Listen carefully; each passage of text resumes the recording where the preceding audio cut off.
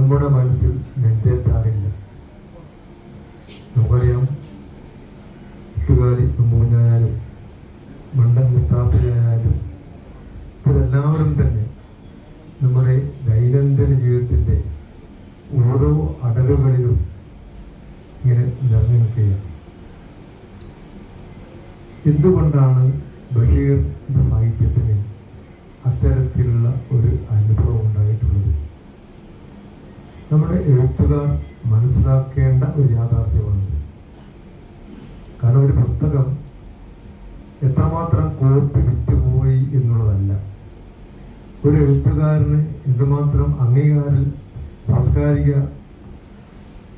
സമ്മാനങ്ങൾ ലഭിച്ചു എന്നുള്ളതല്ല, മറിച്ച് ആ എഴുത്തുകാരൻ വായനക്കാരുടെ മനസ്സിൽ എത്രത്തോളം ഇടം പിടിക്കുന്നു എന്നുള്ളതാണ് പ്രധാനപ്പെട്ട കാര്യം. അങ്ങനെ ഇടം പിടിച്ചിട്ടുള്ള ഒരു പ്രധാനപ്പെട്ട എഴുത്തുകാരനാണ് നമുക്ക് നമ്മുടെ പ്രിയങ്കരനായ വൈക്കം മുഹമ്മദ് ബഷീർ. ബഷീറിനെ സംബന്ധിച്ചിടത്തോളം അദ്ദേഹത്തിൻ്റെ പ്രാപഞ്ചിക ദർശനങ്ങൾ അത് ഒരു തരത്തിലും ഒരു വ്യാഖ്യാതാവിന്റെ സഹായത്തോടു കൂടി നാം മനസ്സിലാക്കേണ്ട കാര്യമല്ല. ഏതൊരാൾക്കും പെട്ടെന്ന് മനസ്സിലാക്കാൻ കഴിയുന്ന രീതിയിലുള്ള വളരെ വളരെ മഹത്തായ കാര്യങ്ങളാണ് അദ്ദേഹം നമ്മോട് പറഞ്ഞിട്ടുള്ളത്. അവയൊക്കെ തന്നെ നമുക്ക് പൂർണ്ണമായും മനസ്സിലാക്കാൻ സാധിച്ചു എന്നുള്ളതാണ് ബഷീർ എന്ന എഴുത്തുകാരൻ്റെ മഹത്തായ വിജയം എന്ന് മനസ്സിലാക്കേണ്ടത്. ബഷീറും ഞാനുമായിട്ടുള്ള ബന്ധം, ഞാൻ ഈ നഗരത്തിൽ ആണ് ഏറെക്കാലം ചെലവഴിച്ചിട്ടുള്ളത്, പഠിച്ചിട്ടുള്ളത്. പക്ഷേ അക്കാലത്തും തന്നെ അദ്ദേഹവുമായിട്ട് അങ്ങനെ ഇടപഴകുവാനുള്ള അവസരം എനിക്കുണ്ടായിട്ടില്ല. പല സന്ദർഭങ്ങളിലും അദ്ദേഹം നഗരത്തിലൂടെ നടന്നു പോകുന്നത് കാണാം, കറണ്ട് ബോക്സിൽ ഇരിക്കുന്നത് കാണാം. എന്നാൽ അദ്ദേഹത്തോടുള്ള ആദരവ് കൊണ്ടാകാം അങ്ങോട്ട് എന്നിട്ട് പരിചയപ്പെടുവാനുള്ള ഒരു വികാരം ഉണ്ടായിട്ടില്ല. അദ്ദേഹത്തെ ദൂരെ നിന്ന് ആരാധിക്കുകയായിരുന്നു. അതിൻ്റെ പ്രധാനപ്പെട്ട കാരണം എൻ്റെ ആദ്യകാല വായന ഏറെക്കുറെ ബഷീർ കൃതികളായിരുന്നു എന്നുള്ളതാണ്. എൻ്റെ നാട്ടിലെ ലൈബ്രറിയിൽ ഞാൻ അംഗത്വം എടുത്തപ്പോൾ എനിക്ക് അവിടെ നിന്ന് ലഭിച്ചിട്ടുള്ള പ്രധാന കൃതികൾ, അതിൽ ഏറ്റവും ഇപ്പോഴും ഞാൻ ഓർമ്മിക്കുന്നത് ബഷീറിൻ്റെ പാത്തുമ്മയുടെ ആണ് ബാലികാർ സഖ്യയായിരുന്നു. അപ്പോൾ ഇതൊക്കെ വായിച്ച് എൻ്റെ മനസ്സിൽ ബഷീർ എന്നുള്ള ഒരു ബിംബം എങ്ങനെയോ പ്രതിഷ്ഠിക്കപ്പെട്ടു. പിന്നെ പലപ്പോഴും ഞാൻ അദ്ദേഹത്തെ ഇങ്ങനെ അകലെ നിന്നിങ്ങനെ വളരെ ആരാധനയോടുകൂടി കാണുകയാണ് ചെയ്യാറുള്ളത്. അതിനുശേഷം ഞാനിവിടെ പൂർണ്ണ പത്രപ്രവർത്തകനായി വന്നപ്പോൾ ഞാൻ ആദ്യം ചെയ്തത് എൻ്റെ സുഹൃത്ത് വന്നിട്ട് വയലാരിൽ പോയി ബഷീറിനെ കാണുക എന്നുള്ളതാണ്. കണ്ട് സംസാരിച്ച് ഏറെ നേരം ഇരുന്നു. അപ്പോൾ എനിക്കുണ്ടായൊരു അനുഭവം ഇതിപ്പോഴും എനിക്ക് മറക്കാൻ സാധിക്കില്ല. അന്ന് ഞങ്ങളിങ്ങനെ കട്ടൻ ചായ കുടിച്ചു. കട്ടൻ ചായ കുടിച്ചപ്പോൾ അദ്ദേഹം ഗ്ലാസ് കമഴ്ത്തി വെച്ചു. അപ്പം ഞാൻ ചോദിച്ചു, എന്താണ് ബഷീർക്ക് എങ്ങനെ ഗ്ലാസ് കമഴ്ത്തി വെക്കുന്നത് എന്ന് ചോദിച്ചു. അദ്ദേഹം പെട്ടെന്ന് എന്നെ പറഞ്ഞു, നല്ല പത്ത, നിനക്കറിയോ, അങ്ങനെ വെച്ച് കഴിഞ്ഞാൽ എന്തെങ്കിലും പ്രാണികൾ വന്ന് ചത്തുപോവില്ലേ എന്ന് വളരെ ദുഃഖത്തോടുകൂടി പറയുന്ന ഒരു എഴുത്തുകാരനെ. അങ്ങനെ എഴുത്തുകാരെ ആദ്യമായിട്ട് കാണില്ല. കാരണം നമുക്കറിയാം, നമ്മൾ ആരും തന്നെ ശ്രദ്ധിക്കാതെ പോകുന്നൊരു കാര്യമാണ്. എല്ലാവരും ഈ ഭൂമിയുടെ അവകാശികളാണ് എന്ന് ഉറക്കെ പ്രഖ്യാപിച്ചിട്ടുള്ള എഴുത്തുകാരൻ. അദ്ദേഹത്തിൻ്റെ കാഴ്ചപ്പാടിൽ ഈ പ്രപഞ്ചത്തിലെ ഒരു ജീവിയും കൊല്ലാൻ പാടില്ല എന്നുള്ളതായിരുന്നു. അതിൻ്റെ ഒരു പ്രഖ്യാപനം കൂടിയായിരുന്നു അന്ന് അദ്ദേഹം നടത്തിയത്. അതെനിക്കൊരു തിരിച്ചറിവായിരുന്നു. കാരണം ഞാൻ ക്ലാസ് അതുപോലെ തന്നെ കലർത്തി വെച്ചു. ഈ രീതിയിൽ പിന്നീട് പല സന്ദർഭങ്ങളിലും അദ്ദേഹവുമായിട്ടും അദ്ദേഹത്തിൻ്റെ ഭാര്യയുമായിട്ടും മക്കളുമായിട്ടൊക്കെ തന്നെ ഇടപെടുവാനുള്ള ധാരാളം സന്ദർഭങ്ങൾ എനിക്ക് ലഭിക്കുകയുണ്ടായി. അത് എന്നെ സംബന്ധിച്ചിടത്തോളം എൻ്റെ ജീവിതത്തിലെ ഏറ്റവും മറക്കാൻ കഴിയാത്ത ഒരുപാട് മുഹൂർത്തങ്ങൾ സൃഷ്ടിക്കുകയും ചെയ്തു. മാത്രവുമല്ല, അദ്ദേഹത്തിൻ്റെ അവസാന നാളുകളിൽ അദ്ദേഹത്തിൻ്റെ ഓരോ കാര്യവും റിപ്പോർട്ട് ചെയ്യുവാനുള്ള ഉത്തരവാദിത്വം എനിക്കായിരുന്നു. ഒരു പത്രപ്രവർത്തനം എന്ന നിലയിൽ അദ്ദേഹത്തിൻ്റെ ചരമവാർത്ത വളരെ വിശദമായി എൻ്റെ പത്രത്തിൽ എഴുതി കൊടുക്കുവാനുള്ള ഒരു അവസരം എനിക്ക് ലഭിക്കുകയുണ്ടായി. ആ രീതിയിൽ എൻ്റെ ജീവിതത്തിൽ വളരെയധികം സ്വാധീനം ചെലുത്തിയിട്ടുള്ള ഒരു എഴുത്തുകാരൻ കൂടിയായിരുന്നു ബഷീർ എന്നുള്ളതാണ് ഞാൻ അദ്ദേഹത്തിൽ കാണുന്ന പ്രത്യേകത. അത് മാത്രവുമല്ല, ബഷീറിൻ്റെ കാഴ്ചപ്പാടുകൾ ഒക്കെ തന്നെ നമുക്ക് ആർക്കും വ്യാഖ്യാനിക്കേണ്ട ആവശ്യമില്ലാത്ത വിധത്തിൽ നമ്മുടെ മുമ്പിൽ ഇങ്ങനെ തെളിഞ്ഞ ഭാഷയിൽ ഇങ്ങനെ നിൽക്കുകയാണ്. കാരണം ഏതെങ്കിലും ഒരു കഥ വായിച്ചിട്ട്, നോവൽ വായിച്ചിട്ട് മനസ്സിലാകുന്നില്ല എന്ന് പറയേണ്ട ഒരവസ്ഥ നമുക്കുണ്ടാവില്ല. അത്രമാത്രം തെളിമ അദ്ദേഹത്തിൻ്റെ രചനാ രീതി ഉണ്ടായിരുന്നു. അവയെല്ലാം തന്നെ പറഞ്ഞിരുന്നത് ഈ ലോകത്തിൻ്റെ നമ്മളൊക്കെ തന്നെ അറിയുന്ന കാര്യങ്ങളാണ്. പ്രാപഞ്ചികമായ കാര്യങ്ങളെ വളരെ തെളിമയുള്ള ഭാഷയിൽ അവതരിപ്പിക്കുവാൻ അദ്ദേഹത്തിന് എന്നും സാധിച്ചിരുന്നു എന്നുള്ളത് തന്നെയാണ്. അതിനോടനുബന്ധമായിട്ട് അല്പം നർമ്മവും കലർത്തിക്കൊണ്ടാണ് അദ്ദേഹം ഇപ്പോഴും എഴുതാറുള്ളത്. അതെന്ത് തന്നെയായപ്പോഴും അതിൽ ഒരു നർമ്മമുണ്ടാകും. ആ നർമ്മം നമുക്ക് പൂർണ്ണമായി ഉൾക്കൊള്ളുന്നവയാണ്.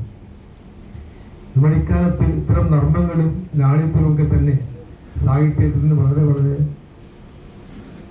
വഴുമാറിക്കൊണ്ടിരിക്കുമ്പോഴാണ് എന്താണ് ബഷീറിൻ്റെ പ്രസക്തി എന്ന് നാം ആലോചിക്കുക. കാരണം ഇതൊക്കെ വീണ്ടെടുക്കുമ്പോൾ മാത്രമാണ് സാഹിത്യം നമ്മുടെ മുഖ്യധാരയിൽ പ്രതിഷ്ഠിക്കപ്പെടുക എന്നുള്ള തിരിച്ചറിവിലേക്ക് ബഷീർ സാഹിത്യം നമ്മെ കൊണ്ടെത്തിക്കുന്നു.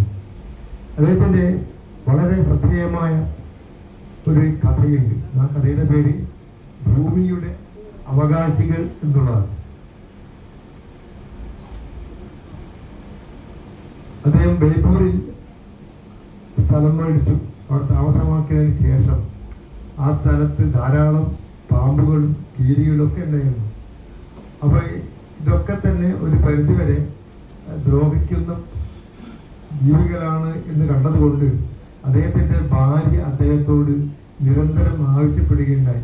ഇതൊക്കെ തന്നെ കൊല്ലണം എന്നാവശ്യപ്പെട്ടപ്പോഴും അദ്ദേഹം എപ്പോഴും ആവർത്തിച്ച് അവരെ ഓർപ്പിച്ചൊരു കാര്യം, കൊല്ലാൻ സാധിക്കില്ല, ഇതൊക്കെ തന്നെ ഭൂമിയുടെ അവകാശികളാണ്, എനിക്കും നിനക്കും ജീവിക്കാൻ സ്വാതന്ത്ര്യമുള്ളത് പോലെ തന്നെ ഇതിലെ ഓരോ ജീവിക്കും ഇവിടെ ജീവിക്കാൻ അവകാശമുണ്ട്, അത് നാം തിരിച്ചറിയണം, അതില്ലാതാക്കുവാൻ ഞാൻ തയ്യാറാവില്ല എന്ന് പറഞ്ഞുകൊണ്ട് ഒരു ജീവിയെയും കൊല്ലുവാൻ അദ്ദേഹം അനുവദിച്ചിരുന്നില്ല. ഇത് അദ്ദേഹത്തിൻ്റെ കൃതികളിലെല്ലാം തന്നെ ഈ കാഴ്ചപ്പാട് തെളിഞ്ഞു കാണുകയും ചെയ്യും. കാരണം പ്രകൃതി എന്നുള്ളത് നിത്യജീവിതത്തിൽ നാം സ്വീകരിക്കേണ്ട ഒരു മാതൃകയാണ് എന്നുള്ള തിരിച്ചറിവ് അദ്ദേഹം ഉൾക്കൊണ്ടിരുന്നു. അത് അദ്ദേഹത്തിൻ്റെ എല്ലാ കൃതികളിലും തന്നെ ഉണ്ടായിരുന്നു. അതാണ് യഥാർത്ഥത്തിൽ ബഷീറിനെ മറ്റ് എഴുത്തുകാരിൽ നിന്ന് വ്യത്യസ്തമാക്കുന്നത്. അദ്ദേഹത്തിന് സമകാലികരായ മറ്റെഴുത്തുകാരുമായി താരതമ്യപ്പെടുത്തുമ്പോൾ അവരാരും തന്നെ ഇത്തരമൊരു കാഴ്ചപ്പാടിലൂടെയല്ല അദ്ദേഹം അവരൊന്നും സാഹിത്യത്തെ സമീപിച്ചിരുന്നത്.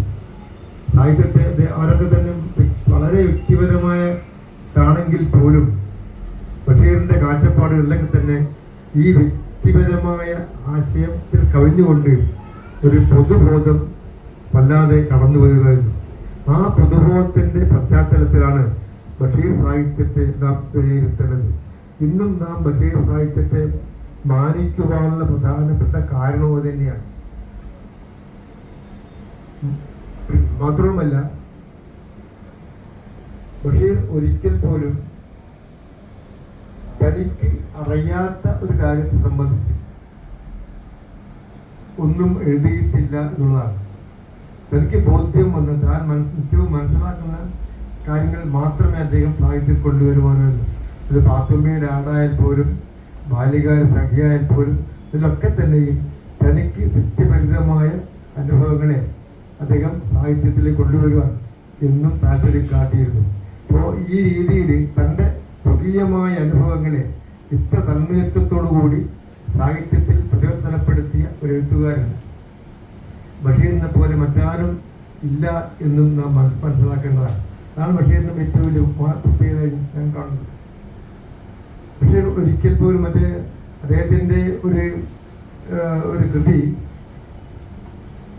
വൈദേശിക അനുകരണത്തിൽ നിന്ന് എന്ന് ഒരിക്കൽ ഒരു നിരൂപകൻ അത് പറഞ്ഞപ്പോഴേ ബഷീർ അതിനെ പുച്ഛിച്ചുള്ളുകയാണ്. കാരണം ബഷീർ നന്നായിട്ട് ഇംഗ്ലീഷ് വായിക്കാനറിയാം, സംസാരിക്കാനറിയാം, എഴുതാനറിയാം. പക്ഷേ അദ്ദേഹം പറഞ്ഞു, ഞാൻ ആ കൃതിയെ വായിച്ചിട്ടില്ല, പക്ഷെ വായിക്കേണ്ട ആവശ്യമില്ല, എനിക്ക് എൻ്റേതായ അനുഭവങ്ങളുണ്ട്. കാരണം 9 വർഷക്കാലം ഇന്ത്യയിൽ അങ്ങോളം ഇങ്ങോളം സഞ്ചരിച്ച് ഒരുപാട് അനുഭവങ്ങൾ കണ്ടെത്തി അതിൽ നിന്ന് സംശീകരിച്ച കാര്യങ്ങളാണ് അദ്ദേഹം എഴുതിയിട്ടുള്ളത്. അപ്പം അദ്ദേഹം യാത്ര ചെയ്യുന്ന കാലത്തുള്ള ധാരാളം എഴുതിയിരുന്നു. അദ്ദേഹത്തിൻ്റെ ഒരു യാത്ര ഉണ്ടായ ഒരു അനുഭവമുണ്ട്. ഇതാ ഒരു മനുഷ്യൻ എന്നുള്ള കഥ. അത് വളരെ നമുക്ക് ഏതെല്ലാം ഘട്ടങ്ങളിൽ നാം നമ്മുടെ മനുഷ്യന്മാരെ നാം എങ്ങനെ തിരിച്ചറിയുന്നു എന്നുള്ള ഒരു കഥയാണിത്. ആ കഥയിൽ ബഷീർ ഒരിക്കൽ ഒരു ഹോട്ടലിൽ കയറി ഭക്ഷണം കഴിച്ചു ചേർന്ന് നോക്കിയപ്പോഴാണ് പേഴ്സ് കാണാതില്ല. പേഴ്സ് കാണാത്തത് കൊണ്ട് എന്ത് ചെയ്യണമെന്നറിയാതെ കഷ്ടപ്പെട്ടിരിക്കുക. അപ്പോൾ അത് കഴിഞ്ഞ് അവിടെ നിന്ന് വിഷമിച്ചിരിക്കുമ്പോൾ തൊട്ടടുത്ത് അദ്ദേഹത്തെ കണ്ട ഒരു മനുഷ്യൻ ചോദിച്ചു. അദ്ദേഹം പേഴ്സിൽ നിന്ന് അദ്ദേഹത്തിൻ്റെ വലിയ പോക്കറ്റിൽ നിന്ന് കുറേ പേഴ്സുകൾ എടുത്ത് നോക്കി, ഇതിൽ ഏതാണ് ഇങ്ങനെ പേഴ്സ് എന്ന് ചോദിച്ചു. അപ്പോൾ ആ പേഴ്സ് അദ്ദേഹത്തിൻ്റെ പേഴ്സ് കണ്ടെത്തി കൊടുക്കുന്ന കഥയാണത്. അപ്പോൾ ആ ഒരു ഘട്ടത്തിലും എങ്ങനെയാണ് മനുഷ്യൻ സഹായിക്കുവാൻ ഉണ്ടാവുക എന്നുള്ള ഒരു ബോധ്യപ്പെടുത്തൽ ഇതാ ഒരു മനുഷ്യൻ എന്നുള്ള കഥയിൽ അദ്ദേഹം വ്യക്തമായി പറയുന്നുണ്ട്. ഇതേപോലെ തന്നെ അദ്ദേഹത്തിൻ്റെ കഥകളായ നീണ്ട കായാലും അദ്ദേഹത്തിൻ്റെ ഏറ്റവും പ്രധാനപ്പെട്ട ഒരു കഥ അത്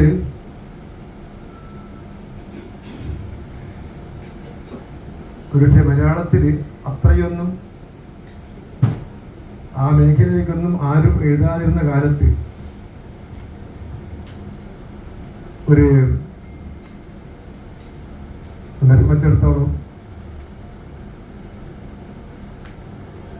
ഒരു അപകൃത വിഭാഗത്തിൽപ്പെട്ട ഒരു പൂജാരി ചിങ്കിടി മുങ്കൻ എന്നുള്ള കഥ, ആ കഥ എഴുതുക എന്നുള്ളത് ഒരുപക്ഷെ അത്ര എളുപ്പമുള്ള കാര്യമല്ല. ചിങ്കിടി മുങ്കൻ എന്നുള്ള ഒരു കഥ എഴുതാൻ അദ്ദേഹത്തെ പ്രേരിപ്പിച്ച കാരണം അദ്ദേഹം പറയുന്നുണ്ട്. അത് അദ്ദേഹം പറഞ്ഞിട്ടുള്ളത് ചിങ്കിടി മുങ്കൻ എന്നുള്ള ഒരു ദൈവത്തെ പ്രതിഷ്ഠിക്കുക, ആ പ്രതിഷ്ഠയിലൂടെ തൻ്റെ ഭാര്യയ്ക്ക് ഗർഭം കിട്ടുന്നു എന്നുള്ളതാണ്. അപ്പോൾ ആ കാര്യം പോലും അദ്ദേഹം അവതരിപ്പിക്കുമ്പോൾ ഇതൊക്കെ യാഥാർത്ഥ്യമാണല്ലോ എന്ന് നാം തിരിച്ചറിയും. അതുപോലെ തന്നെ നമ്മുടെ ജീവിതത്തിലെ പല ഘട്ടങ്ങളിലും അദ്ദേഹത്തിൻ്റെ ബാല്യകാല സഖി എന്നുള്ള നോവലിൽ അദ്ദേഹം പറയുന്നൊരു കാര്യമുണ്ട്. അവിടെ ബഷീറിൻ്റെ ഏറ്റവും ശ്രേഷ്ഠമായ ഒരു ആദ്യകാല കൃതിയാണ് ബാല്യകാല സഖി. ആ ബാല്യകാല സഖി നമ്മെ ഒരു മനോഹരമായ പ്രണയ കഥയിലേക്ക് കൊണ്ടുപോവുകയാണ്. കൊണ്ടുപോയതിന് ശേഷം എന്നെ ദുഃഖിപ്പിക്കുന്നുണ്ട്. മജീദയ്ക്കും പൂർണ്ണയ്ക്കും സംഭവിച്ചു എന്നുള്ള കാര്യം വളരെയധികം ദുഃഖത്തോടെ ആലോചിക്കുന്നുണ്ട്.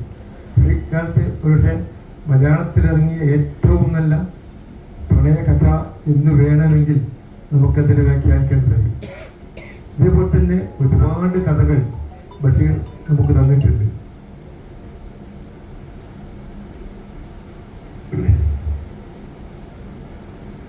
ബഷീറിന്റെ സാഹിത്യത്തിലൂടെ കടന്നു പോകുമ്പോൾ പലപ്പോഴും നമ്മെ വിസ്മയപ്പെടുത്തുന്ന ഒരുപാട് ഘടകങ്ങളുണ്ട്.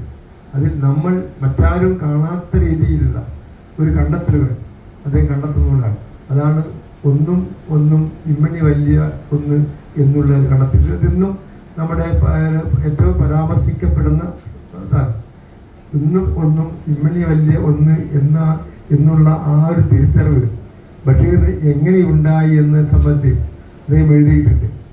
പലപ്പോഴും നമുക്കത് മണ്ടൻ ഉത്തരമാണ് എങ്കിൽ പറയാമെങ്കിൽ പോലും പക്ഷെ അത് യാഥാർത്ഥ്യമാണ് എന്ന് നമ്മെ കൊണ്ട് ബോധ്യപ്പെടുത്തുവാൻ ബഷീറിന് സാധിക്കുന്നു. അദ്ദേഹം സാധിച്ചിട്ടുള്ളത് അദ്ദേഹം പറഞ്ഞു, അദ്ദേഹത്തെ തറവാട് നിൽക്കുന്ന ഒരു കുന്നുണ്ട്. ആ കുന്നിൽ നിന്ന് തൊട്ടപ്പുറത്ത് നോക്കുമ്പോൾ താഴെ 2 പുഴകൾ സങ്കല്പിക്കുന്ന ഒരു ചിത്രമുണ്ട്. അത് നോക്കി നിന്നപ്പോഴാണ് ബഷീർ എന്നുള്ള എഴുത്തുകാരന് ഇതിൽ ബോധ്യമുണ്ടാകുന്നത് ഒന്നും കൂട്ടിയാൽ ഇമ്മണി വലിയ ഒന്നാകും എന്നുള്ള ബോധ്യം. അത് മലയാളത്തെ സംബന്ധിച്ചിടത്തോളം അന്ന് വരെ പക്ഷെ പലരും അങ്ങനെ ഒരു കാര്യം പറഞ്ഞിരുന്നുവെങ്കിൽ അതൊരിക്കൽ പോലും നമ്മൾ ആരും അംഗീകരിക്കുമായിരുന്നില്ല. ഏറ്റവും വലിയ വെഡിച്ചം എന്ന് പറഞ്ഞ് തള്ളിക്കളിയുമായിരുന്നു. പക്ഷെ ബഷീർ അത് എഴുതിയപ്പോഴും ഇത് യാഥാർത്ഥ്യമാണല്ലോ എന്ന് നമ്മൾ തന്നെ സ്വയം ചോദിക്കുകയുണ്ടായി. കാരണം ആ സ്വയം ചോദിപ്പിക്കുന്ന അവസ്ഥയിലേക്ക് നമ്മെ കൊണ്ടെത്തിക്കുവാൻ ബഷീർ സാധിച്ചുള്ളത് ഈ ഒരു ചിത്രമാണ്. കാരണം അദ്ദേഹം കാണുകയാണ് 2 വലികൾ വന്നു ചേർന്ന് ഒരു വലിയ നദിയായി തീർന്നു. അതുകൊണ്ട് തന്നെ ഒന്നും കുട്ടിയാൽ ഇമ്മണി വലിയ ഒന്നാണ് എന്നുള്ള ഒരു തിരിച്ചറിവ് അദ്ദേഹം ഉണ്ടാകുന്നു. ആ തൻ്റെ തിരിച്ചറിവ് തൻ്റെ കഥാപാത്രത്തിലേക്ക് അദ്ദേഹം കൊണ്ടുവരുന്നു. പക്ഷെ ഇത് ഇങ്ങനെ കൊണ്ടുവന്നപ്പോൾ ആ കഥാപാത്രം പറയുന്നത് വലിയ വിഡിത്തമാണ് എന്ന് ചിലക്കെല്ലാം തോന്നിയെങ്കിൽ പോലും പക്ഷെ അത് സത്യമാണ് എന്നുള്ള അവസ്ഥയിലേക്ക് നമ്മെ കൊണ്ടുപോകുവാൻ ബഷീർ സാധിക്കുന്നു. അത് നിഷേധിക്കാൻ നമുക്ക് സാധിക്കുന്നില്ല. കാരണം അത് ബഷീറിന് മുമ്പിൽ യാഥാർത്ഥ്യമുണ്ട്. രണ്ടു നദികൾ ചെന്ന് ചേരുമ്പോൾ ഒരു മഹാനദിയായി രൂപാന്തരപ്പെടുന്നു. അങ്ങനെയാണെങ്കിൽ ഒന്നും കുട്ടിയാൽ ഉമ്മണി വലിയ ഒന്നല്ലേ എന്നുള്ള ചോദ്യം, ആ ചോദ്യം മലയാളത്തിൽ ഉയർന്നു വന്നത് ഉയർത്തിയത് യഥാർത്ഥത്തിൽ ബഷീറാണ്. ബഷീറിന്റെ ഈ ഇത്തരം എഴുത്തുകളൊക്കെ തന്നെ ഒരുപാട് തിരിച്ചറിവുകൾ നമുക്ക് തരുന്നു എന്നുള്ളതാണ്. ആ തിരിച്ചറിവ് യഥാർത്ഥത്തിൽ സാഹിത്യം ഉണ്ടാക്കേണ്ടത്. കാരണം സാഹിത്യം എന്ന് പറയുമ്പോൾ കേവലം നമുക്ക് വായിച്ചു രസിച്ചു പോകാനുള്ള ഒരു മേഖലയല്ല, മറിച്ച് ഓരോ കൃതി വായിക്കുമ്പോൾ പോലും നമുക്ക് പുതിയ തിരിച്ചറിവുകൾ ഉണ്ടാവണം, അനുഭവം ഉണ്ടാവണം. അത് സാധ്യമാക്കുവാൻ നമുക്ക് ബഷീർ കൃതികളിലൂടെ കടന്നു പോകുമ്പോൾ ഉണ്ടാകും എന്നുള്ളതാണ്. അദ്ദേഹത്തിൻ്റെ കഥാപാത്രങ്ങൾ അതുകൊണ്ടാണ് അദ്ദേഹത്തിൻ്റെ കഥാപാത്രങ്ങളൊക്കെ തന്നെയും നമ്മുടെ നിത്യജീവിതത്തിൻ്റെ ഭാഗമായി മാറിയിട്ടുള്ളത്. പക്ഷേ അദ്ദേഹം മറ്റൊരു എഴുത്തുകാരൻ്റെ കഥാപാത്രങ്ങളുടെ ഇത്രമാത്രം സാർവജനികമായ ഒരു അനുഭവ മണ്ഡലത്തിലേക്ക് വരുന്നില്ല എന്നുള്ളത് മനസ്സിലാക്കണം. എട്ടുകാരി ഒന്നിനായാൽ പോലും മണ്ടം മുത്തപ്പയായാൽ പോലും ഒക്കെ തന്നെയും നമ്മുടെ നിത്യജീവിതത്തിൻ്റെ ഭാഗമാണ്. പലപ്പോഴും നമ്മുടെ പ്രധാന പ്രയോഗങ്ങളിലൊക്കെ തന്നെ കടന്നു വരുന്നുണ്ട്. എന്തുകൊണ്ട് കടന്നു വരും ചോദിച്ചാൽ ബഷീർ അത്രമാത്രം യാഥാർത്ഥ്യ ബോധത്തോടുകൂടിയാണ് തൻ്റെ കഥാപാത്രങ്ങളെ സൃഷ്ടിച്ചിട്ടുള്ളത്. ഇതുകൊണ്ടാണ് ആ ഒരു ബോധ്യത്തിലേക്ക് നമ്മെ കൊണ്ടുപോകാൻ ബഷീറിന് രചനകൾക്ക് കഴിയുന്നു എന്നുള്ളതാണ്. പക്ഷെ അതുകൊണ്ട് തന്നെ ആയിരിക്കാം ചിലപ്പോൾ വർഷങ്ങൾ ആയിട്ടും പക്ഷെ അദ്ദേഹത്തിൻ്റെ ആദ്യകാല പുസ്തകങ്ങളൊക്കെ തന്നെ വളരെ കുറച്ച് മാത്രം ഇട്ടുപോകുന്നുണ്ട്. പക്ഷെ പിന്നീട് വന്നപ്പോഴേ മലയാളത്തെ ഏറ്റവും കൂടുതൽ വിൽക്കപ്പെടുന്ന കൃതികളൊന്നായി ബഷീർ സാഹിത്യം മാറി എന്നുള്ളതാണ്. ബഷീറിനെ സംബന്ധിച്ചിടത്തോളം ബഷീറിന് അത്തരം മലയാളത്തിന് ശ്രേഷ്ഠമായ ഒരു പുരസ്കാരം ലഭിച്ചിട്ടില്ല. സാഹിത്യ അക്കാദമിയുടെ പുരസ്കാരമില്ല, കേന്ദ്ര സാഹിത്യ അക്കാദമിയുടെ പുരസ്കാരമില്ല, ഒന്നുമില്ല, വയലാർ അവാർഡിലൊന്നുമില്ല. പക്ഷേ ഇതിനൊക്കെ മറികടന്നുകൊണ്ട് ഒരു പുരസ്കാരം ലഭിച്ചിട്ടില്ലെങ്കിൽ പോലും ബഷീർ ഇപ്പോഴും ഏറ്റവും മഹാനായ എഴുത്തുകാരനായി നമ്മുടെ മുമ്പിൽ നിലകൊള്ളാൻ കാരണം ആ എഴുത്തിൻ്റെ മഹത്വം ഇത് തന്നെയാണ്. അതിൽ ഒരിടത്ത് പോലും അദ്ദേഹം സത്യസന്ധമല്ലാത്ത ഒരു കാര്യവും പറഞ്ഞിട്ടില്ല. തനിക്ക് ബോധ്യമായ കാര്യങ്ങളിലൂടെ കടന്നു പോവുകയും അത് വായനക്കാരെത്തിക്കുകയും ചെയ്തു.